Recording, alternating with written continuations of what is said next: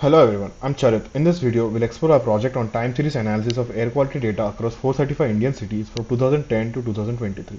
We'll dive into each step of our analysis from data extraction to forecasting. To begin with, our main objectives. Analyze the historical data to understand how air quality has changed in these 435 Indian cities over the time period from 2010 to 2023, focusing on key pollutants like PM10, PM25, SO2, NO2, etc. Decompose the time series data into separate and identifies seasonal variations and long-term trends in the air pollution, enhancing understanding of cyclic nature of the air quality.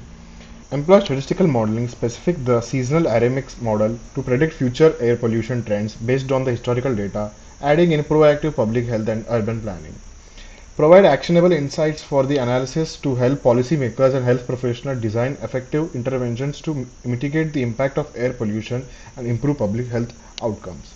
And then comes our proposed approach, which includes data extraction pre-processing, exploratory data analysis, selection of the cities of interest, time series decomposition, trend and seasonality identification, stationarity check, autocorrelation analysis, detrending and model fitting, and finally forecasting.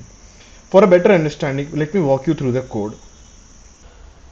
We begin by installing the necessary libraries and then downloading the air quality data from Kaggle. Here you can see the code for downloading the dataset using the open datasets library and reading the data into a data frame. Notice how we handle unique files and extract city and state information. Next, we perform exploratory data analysis by visually examining the levels of different pollutants. This helps us get a basic understanding of the air quality and identify any unusual patterns. We first by create a word clouds to visualize the distribution of the states and cities, which gives us a quick view of where the most of the data is collected from. And then we try to define the parameter available in the data set. After loading the data, we perform in the initial cleaning steps, which include fixing any errors in the data, filling any missing values, and ensuring that all information is basically consistent. This is crucial to our preparation for the data set for a thorough analysis. Moving on, we then try to perform feature engineering, which then follows by our data visualization. So here in the data visualization, we have a function which creates pie chart visualizations for each state and contribution of pollution from each city in the states. The key pollutants being PM 2.5, CO, NO2, and SO2.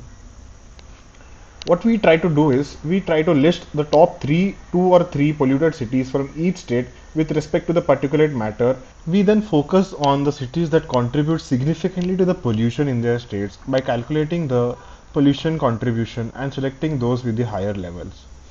Uh, then we have a heat map that visualizes the average pollutant levels of the top 10 most polluted cities.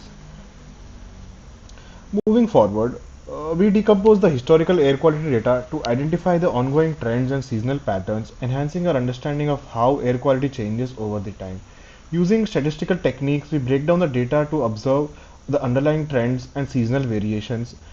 We try to use plots to visually confirm the trends and seasonalities in our data, ensuring that our model will account for these patterns.